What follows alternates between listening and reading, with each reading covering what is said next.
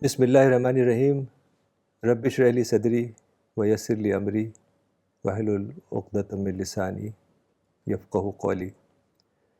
Today we will discuss some of the Quranic du'as and try to understand the deeper meanings of these dua. Prophet Muhammad sallallahu alaihi wasallam said, "Likulli ayatim minha zahrun wa batan." Every verse has a deeper meaning and has a outer meaning, has an inner meaning. So we will try to understand what is the deeper meaning of these dua. So and explore how we can apply them in our lives, inshallah. The Prophet Muhammad sallallahu alaihi wasallam was sitting with the Sahaba, and the Prophet said that every dua a believer makes, Allah gives something in return. Even if that dua is not accepted, Allah compensates it with some other thing. So the Sahaba were very happy, and they said that we will make lot of duas. They thought if we will make too much duas, then will Allah accept? So the Prophet said, Allahu Aksar. God has even more. And then he said something beautiful. He said that Allah has said, this is a hadith Qudsi, Allah has said, Ya ibadi law anna awwalakum wa akhirakum. O my servants, O my servant, if your first ones and the last ones, meaning the entire humanity, wa insakum wa jinnakum, your men, your people, and your jinn, qamu fi sa'idin wahid, they gather together in one place, fasa'aluni, and they begin to ask every single desire they have. فَآتَيْتُ كُلَّ إِنسَانٍ مَسَأَلَتُهُ, I will give everything to them fulfilling their desire. مَا نَقَصَ ذَلِكَ مِمَّا عِنْدِي, that would not diminish my dominion, إِلَّا كَمَا يَنْقُصُ الْمِخْيَةُ إِذَا أُدْخِلَ الْبَحْرِ, as much as a needle dipped into the ocean and taken out. If a needle is dipped in the ocean and taken out, how much water it will carry? It will not carry even a drop of water. So Allah has the keys of the treasures of heavens and earth. So this is a very hopeful hadith that whenever we pray, God will surely listen our dua, and we would get some reward, even if the dua which we are making is not accepted. And the Prophet Muhammad sallallahu alaihi wasallam was sitting with his Sahaba, and a Bedouin man came, a village person, not very educated. He said, Ya Rasulullah, teach me some du'as. So the Prophet said, you say Subhanallah, Alhamdulillah, La ilaha illallah, Allahu Akbar. So the Bedouin man counted it, 1, 2, 3, 4, and he started going like this. And then he returns. Prophet saw him, and the Prophet said, this man is thinking. So the Bedouin man came again to the Prophet and said, Ya Rasulullah, Subhanallah, Alhamdulillah, La ilaha illallah, Allahu Akbar. These are all for Allah, but what is for me? So the Prophet said, O Bedouin, when you say Subhanallah, Allah respond, you have spoken the truth. And when you say Alhamdulillah, Allah says you have spoken the truth. And when you say La ilaha illallah, Allah responds, you have spoken the truth. And when you say Allahu Akbar, Allah says you have spoken the truth. And when you say, Oh Allah, forgive me, Allah says, I have done so. And when you say, Oh Allah, have mercy on me, Allah says, I have done so. And when you say, Oh Allah, provide for me, Allah says, I have done so. So this is a So the Bedouin man again counted on his fingers and he went away. But this dua is very, very important to understand that when we make a dua, it's not a one-way communication, it's a two-way communication. Allah listens to our dua and responds to us in real time. So this is a very hopeful idea, amazing idea. So I'll take the first dua, which is actually the first dua of the humanity, the dua which Allah taught Adam and Eve. قال ربنا ظلمنا أنفسنا وإن لم تغفر لنا وترحمنا لنكونن من الخاسرين. Our Lord, we have wronged our souls, and if you will not forgive us and have mercy on us, we will be among the lost. So this is the prayer which Allah taught to Adam and Eve, and we can say that this is the first dua of the humanity. But if we think, we will realize that this is the last dua of the humanity as well. On the day of judgment, standing before God and witnessing His blessings, man can only confess and acknowledge his wrongdoings, his mistakes. So he will not be able to say anything except saying this dua, Rabbana zalamna anfusana wa illam taghfir lana wa tarhamna lanakunanna min al-khasirin. And there is a very nice dua which is in the Quran, وَقُلْ رَبِّ أَدْخِلْنِي مُدْخَلَ صِدْقٍ. Lord, grant me an honorable entrance. وَأَخْرِجْنِي مُخْرَجَ صِدْقٍ. And grant me an honorable exit. وَاجْعَلْ لِي مِن لَدُنْكَ سُلْطَانًا نَصِيرًا. And grant me from your presence and authority to help me. This prayer Prophet Muhammad ﷺ prayed while entering Makkah and while entering Medina. And you can pray it like occasions when you are traveling, or you are starting some work, or you are finishing some work, or you find it hard to achieve something. This will provide confidence, and particularly in moments of nervousness, it will provide a lot of ease and confidence in you. When we read Surah number 3, Surah Al Imran, it ends with a beautiful dua. Inna fi khalq samawati wal arz wa ikhtilafi al-layli wan nahar la ayatin li ulil albab. There are signs in the creation of heavens and earth, and in the alternation of night and day for people of understanding.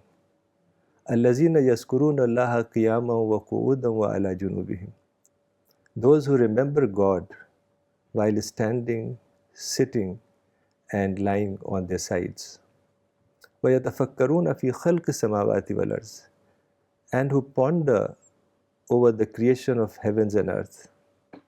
So the believer is reflecting on the creation, and as a result, they are overwhelmed with the emotion, and they start praying to God.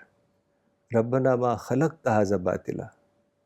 Our Lord, you have not created this without purpose. Subhanaka faqina azaban nar. Glory be to you. Save us from the torment of fire. So these are the feelings of a believer when he thinks about the creation, when he ponders over life, his own existence. God has given him everything so perfectly, in such harmony. So these kind of words start coming from his heart.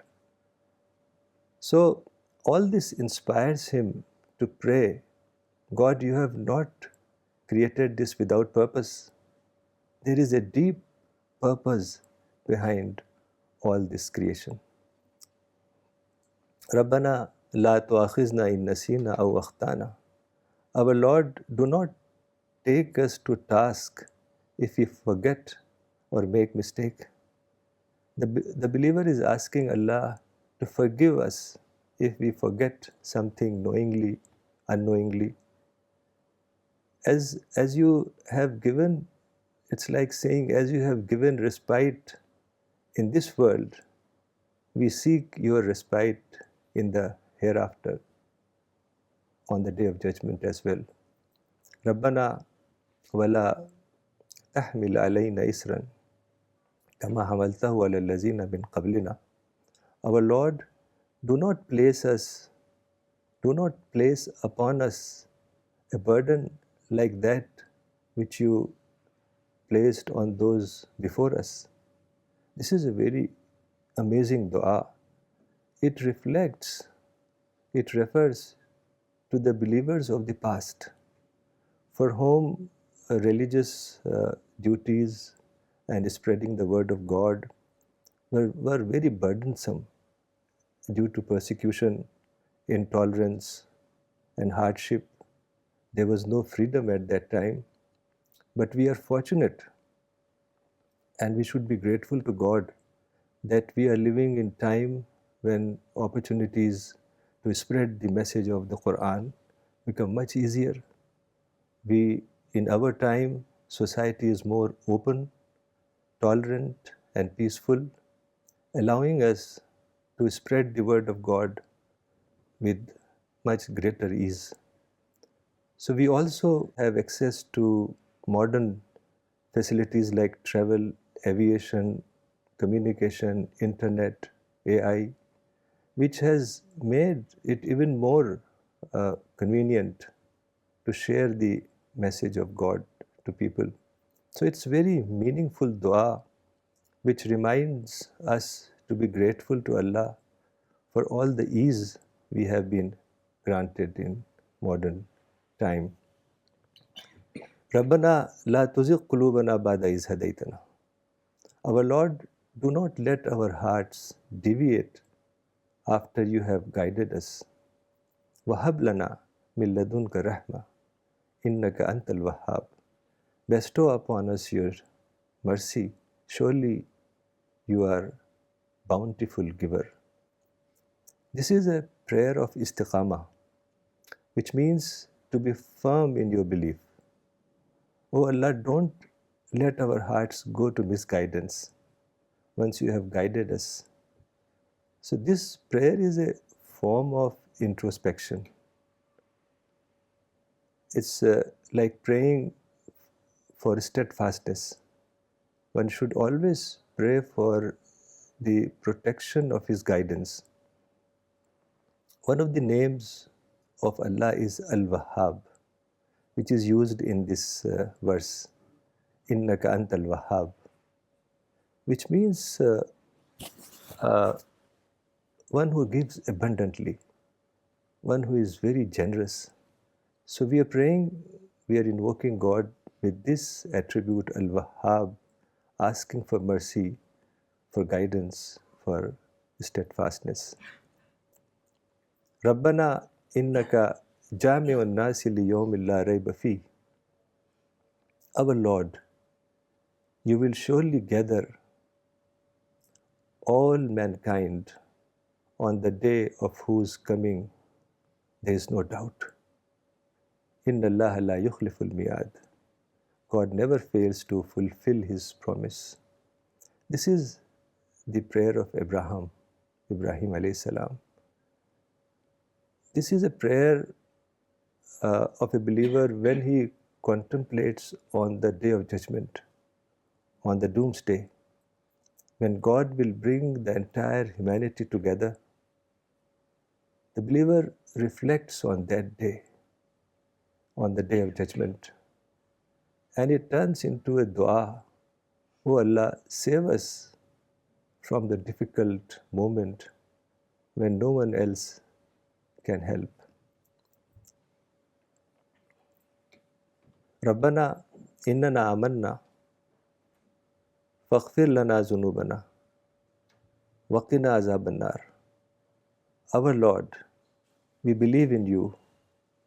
Forgive our sins and keep us from the punishment of fire. This is a prayer of the great believers of the past, which is a result of marifa, realization. When a believer realizes the greatness of the Creator, His immense powers, being a creator, a sustainer, a giver, and then he fully acknowledges His greatness. So spontaneously such prayers emerge from his heart. So this dua is an acknowledgement that as humans we have done wrong. Our Lord, we have believed in you. So forgive us, forgive our sins, forgive our mistakes, and save us from the torment of fire. Rabbana wa atina ma wa'attana ala rusulik. Our Lord, grant us what you have promised through your messengers. Wala tughzina yawm al-qiyamah. And do not humiliate us on the day of resurrection. Innaka la tukhliful miyad. Surely you never fail to fulfill your promise.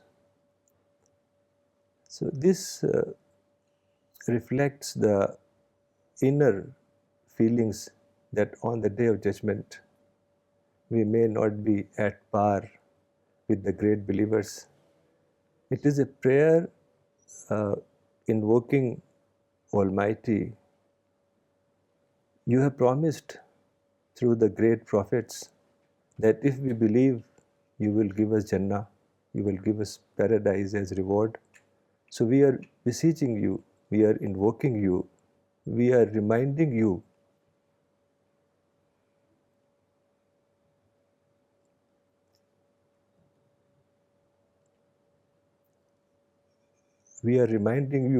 of your promise. And you are one who never fails to fulfill His promise.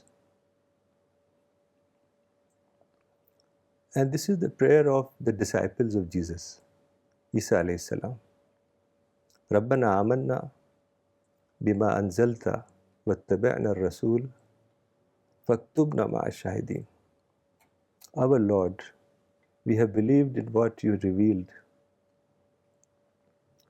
and we have followed the messenger. So register us among the witness. It is also prayer of a believer who has understood the purpose of life. He also realized and acknowledges the truth brought by the Prophet. In every age and time, believers who gained marifa, true marifa, a true realization of Creator, took to the mission of spreading the word of God, spreading the Quran to people. And there is a prayer of the Christian priests who came from a city called Najran. Najran is a city now in the south of Saudi Arabia.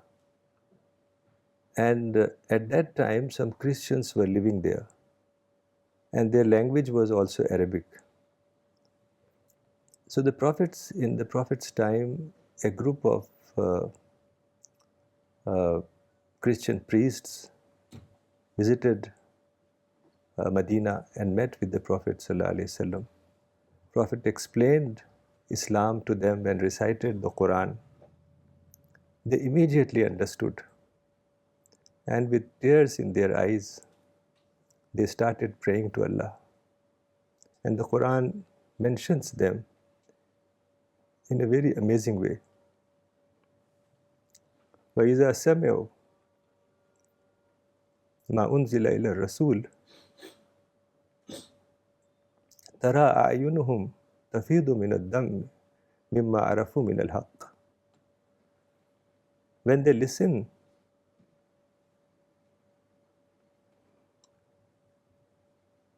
this verse has come right in the beginning of Juz 7, para number 7, وَإِذَا سَمِعُوا. When they listen to what has been sent down to the messenger, you see their eyes overflowing with tears because of the truth they recognize.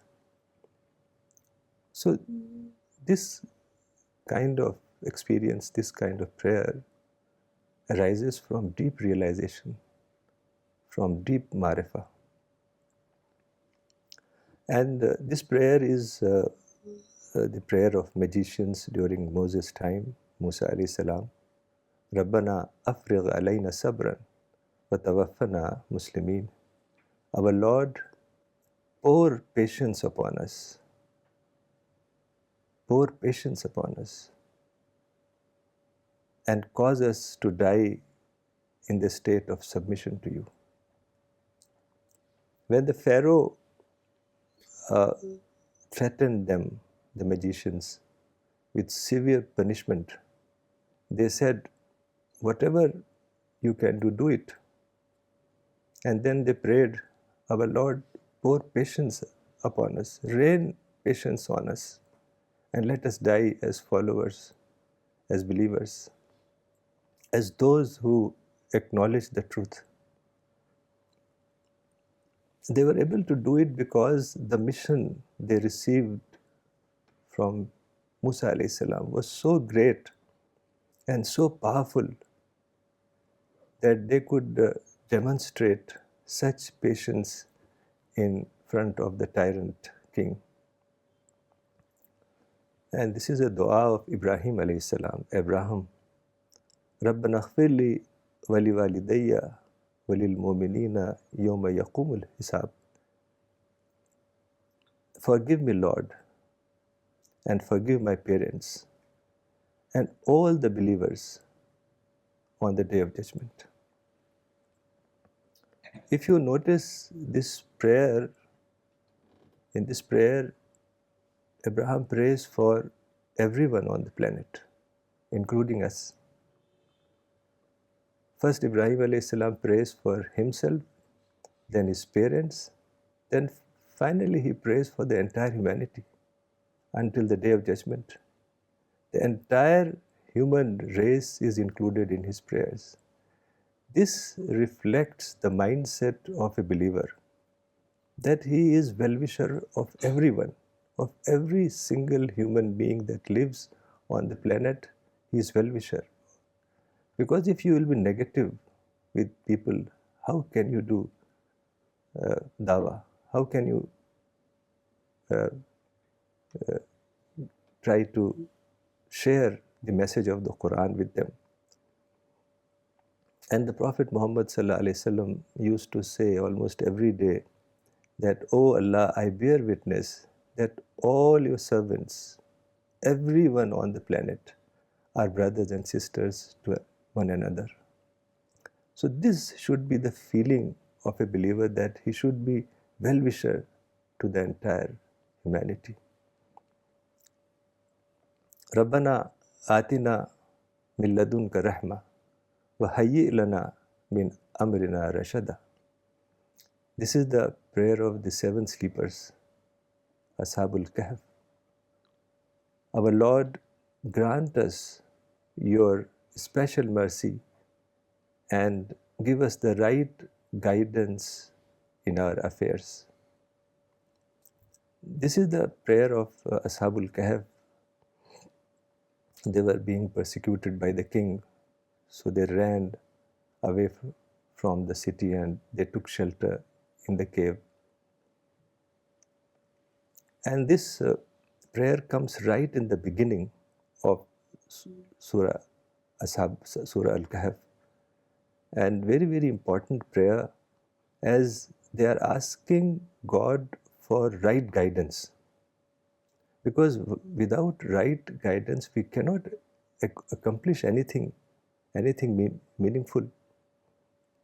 Seeking guidance from God is very crucial, especially in times of difficulty, in times of disagreement, confusion, when it becomes very hard to understand things clearly. Even if we read Surah Al-Fatiha every day, several times, Ihdina Sirat al-Mustaqim, guide us to the straight path. So this is very important, that we should pray for guidance. And this is the hadith, the dua of the wife of Pharaoh, Queen Asiya, which is an amazing dua, beautiful dua. Rabbibni li indaka baytan fil jannah. My Lord, built me a house in nearness to you in paradise. The Pharaoh's wife prayed for neighborhood of God in your nearness. And perhaps she was the first one to make such dua, that Allah liked it so much and mentioned it in the Quran. And this dua tells us that paradise is the neighborhood of God. So living in God's neighborhood should be the greatest motivation for all the believers. And the concept of living in God's neighborhood is so amazing, and it's a really very, very thrilling concept. And it is also remarkable how she made such a unique dua, despite being the queen, the wife of one of the very powerful kings of all time. And she was living in the palace, luxurious life, and she rejected the king's neighborhood and preferred to live in God's neighborhood. So amazing dua by Queen Asiya. Rabbana amanna faghfir lana. Our Lord, we believe in you, so forgive us. Warhamna, and have mercy on us. Wa anta khairur rahimin, and you are the best one to show mercy. It's a very beautiful dua where the supplicant asks for forgiveness and mercy, acknowledging their need for God's compassion. Rabbana atina fid dunya hasana wa fil akhirati hasana wa qina azaban nar. Our Lord, give us the good of this world and the good of the hereafter, and save us from the torment of fire. This is a very important dua, but most of the people think it in a wrong way. They think that when believer asks Allah for good in this world, they are asking for wealth, children, power, material things, worldly comfort. But this is not what the believer is asking for. The believer is saying, Ya Allah, give me what is good for me in your eyes. He is not asking worldly things, but rather he is asking, Oh Allah, you decide what is good for me.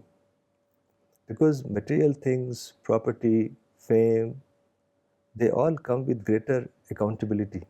So why would the believer ask for something which will increase his accountability? And if we look at the lives of the prophets, most of them did not receive worldly riches, yet they were spiritual giants. So the believer is asking here to grant what is best for him in the eyes of God. And this is the prayer of Ibrahim alayhi salam. وَإِذْ يَرْفَعُ إِبْرَاهِيمُ الْقَوَاعِدَ مِنَ الْبَيْتِ وَإِسْمَاعِيلُ. When Abraham and Ishmael were raising the foundation of Kaaba, they prayed, رَبَّنَا تَقَبَّلْ مِنَّا إِنَّكَ أَنْتَ السَّمِيعُ الْعَلِيمُ. Our Lord, accept this from us. You are all hearing, all knowing. This is a very amazing dua from Prophet Ibrahim and Ismail alayhi salam when they were building the Kaaba. This prayer teaches a very, very important lesson. When you do something for the sake of God, you should ask Allah to accept your good deeds. It is not enough that you just do good. We need to seek Allah's acceptance and guidance. We are also asking Allah to give us tawfiq, the ability, the opportunity, the strength to continue doing good deeds. So this dua is both success in doing good and also Allah's acceptance. In one place, the Quran mentions 5 key qualities of a believer: as-sabirina, was-sadiqina, wal-qanitina, wal-munfiqina, wal-mustaghfirina bil-ashar.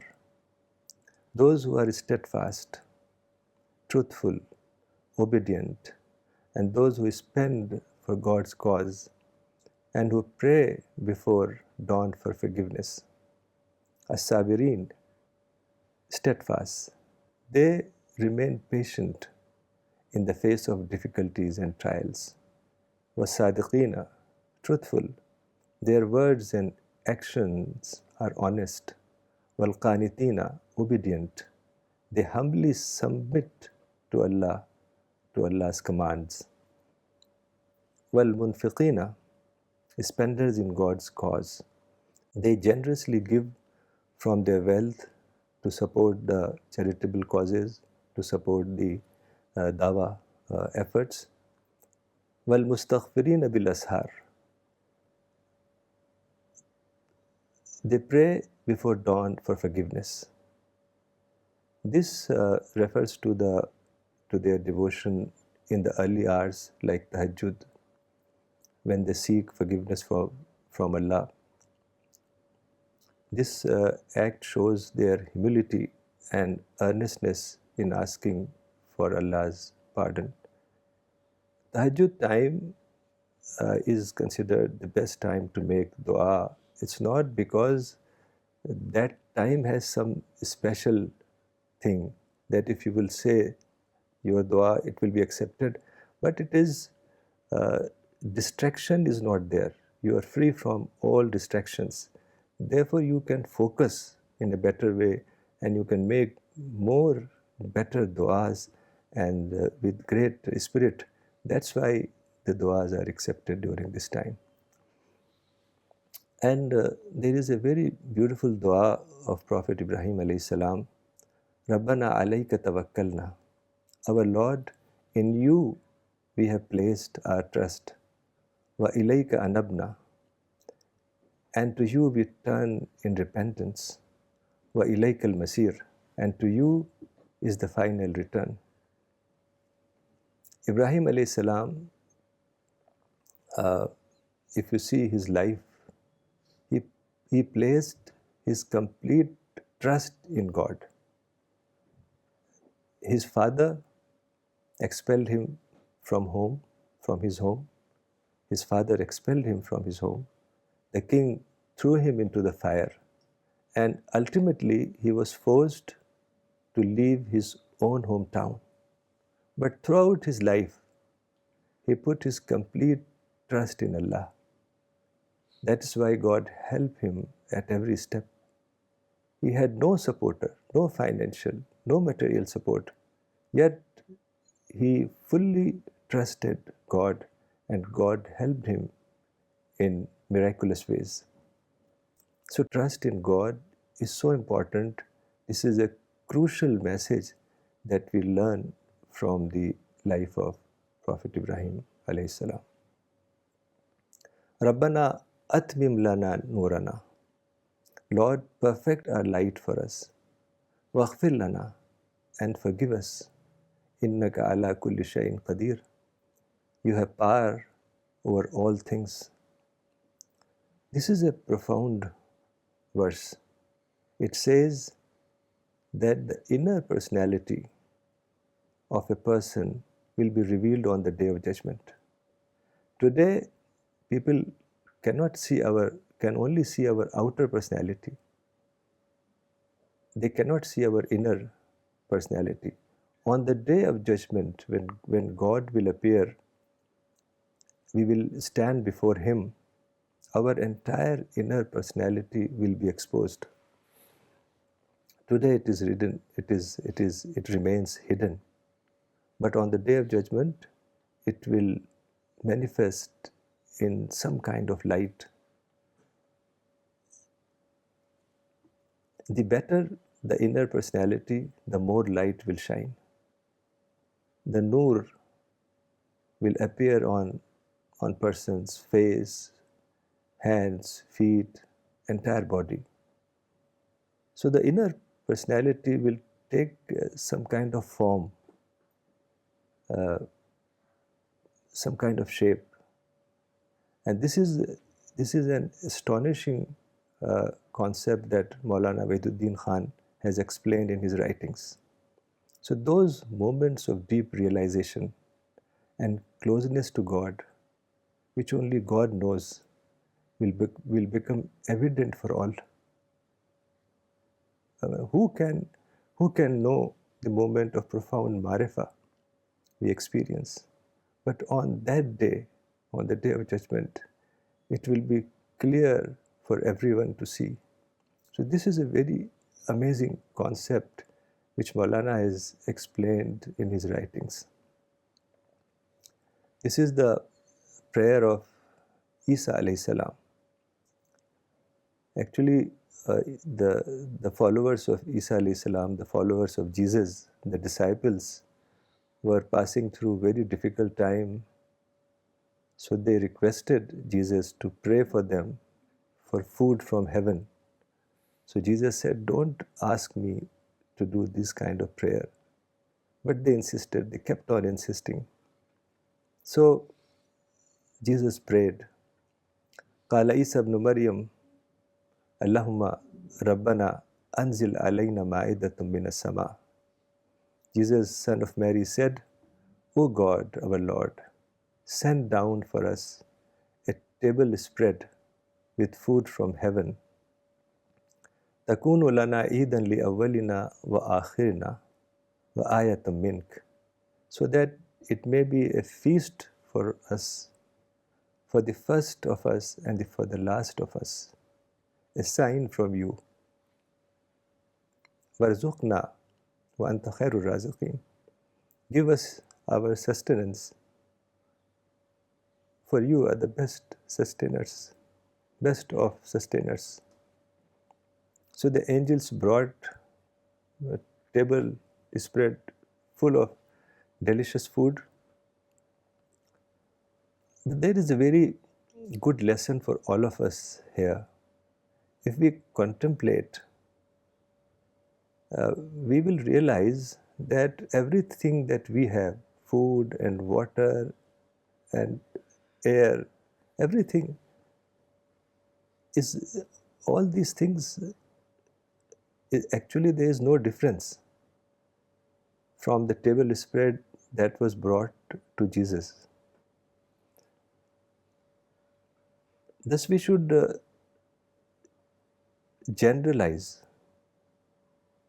this and make it our personal dua, saying, God, just as you provided heavenly food for disciples, in the same way you are providing us food, water, air, everything we need in a similarly miraculous way. So in this way, the verse will inspire you and you will recognize Allah as a great benefactor, as a great giver. So this will inspire you to realize that God is taking care of us, care of every single need, and He is taking care of every single individual. He is taking care of every single need of us. So this realization will inspire us to pray, our Lord, you have taken care of us in this world. Will you not take care of us in the hereafter as well? So this is a very amazing dua. ربنا اغفر لنا ولإخواننا الذين سبقونا بالإيمان. Our Lord, forgive us and our brothers who preceded us in faith. ولا تجعل في قلوبنا غلا للذين آمنوا. And leave no malice in our hearts towards those who believe. ربنا إنك رؤوف رحيم. Our Lord, you are indeed compassionate and merciful. This is an important dua for the social life. Sometimes we harbor hatred, negativity, ill feeling, animosity towards others. But this dua teaches us that we should strive to remove all such negativity from our hearts towards people. On the day of judgment, any hatred, any bitterness, any resentment we held for others will be revealed. So it is better that we cleanse our hearts now. One of the videos which Maulana recorded, maybe not towards his last days, he said, my last discovery is that I leave this world in a state where my heart is free from all hate, from all negativity, no ill feeling or animosity left in my heart for anyone. This is very important, because if you will have animosity, if you have negative feeling for people, how you can feel like delivering the message of God to them? So for a Dai, it is very important that he should remove all kind of negativities from his heart. And this is a dua of those angels who are carrying the throne of God. They are the mightiest angels God has created, and they are praying for us. Rabbana vadkhilhum jannati adnin allati wa'adtahum. Our Lord, admit them to the eternal garden which you have promised to them. وَمَنْ سَلْهَ مِنْ آبَائِهِمْ وَأَزْوَاجِهِمْ وَذُرِّيَّاتِهِمْ, along with their righteous parents, spouses and children. إِنَّكَ أَنْتَ الْعَزِيزُ الْحَكِيمُ. You alone are the mighty, the wise. This is the dua of the angels who are praying for us, for human beings. And these angels are among the greatest angels God has created, as they are the ones who are carrying the throne of God. You can imagine how close and how magnificent these angels must be. Prophet Muhammad ﷺ once said to the Sahaba that I have given permission to tell you about the angels who are carrying the throne of God. The Prophet said that the distance from their earlobe to their shoulder, like this distance, like 6-7 inches in our case, the distance from their earlobe to their shoulder is a journey of 700 years. So you can imagine how great and massive these angels are. And they are among the nearest of Allah. They are praying for humans, asking God to admit them in the Garden of Eden along with their parents, their spouses, and children. And this is the dua of Musa alayhi salam. When he was in very difficult state, Pharaoh wanted to arrest him, and he had to fled from the palace. He left from the palace barefoot, no money, nothing, and he traveled across the Sinai desert and reached to the town which is called Madian. And there he saw two ladies standing there, and they wanted to water their animals. And Moses helped those ladies and watered their animals. And then he went and laid down under the shade of a tree. And the Quran says, فَسَقَى لَهُمَا ثُمَّ تَوَلَّى إِلَى الظِّلِّ. So Moses watered their flocks for them and returned into the shade of the tree. فَقَالَ, and this beautiful prayer comes to his heart. فَقَالَ رَبِّ إِنِّي لِمَا أَنزَلْتَ إِلَيَّ مِنْ خَيْرٍ فَقِيرٌ. Lord, I am truly in need of whatever blessing, whatever good you may send down for me. And this dua of Musa alayhi salam, was so powerful that it was accepted right away. He was in very difficult situation. The Pharaoh was trying to arrest him.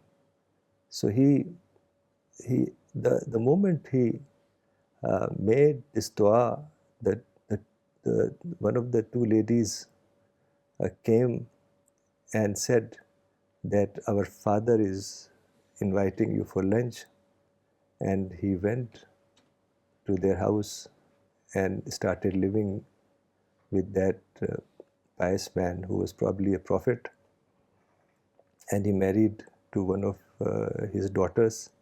And after years, he started going back to Egypt with family, with children, with his wife. And on the way on Mount Sinai,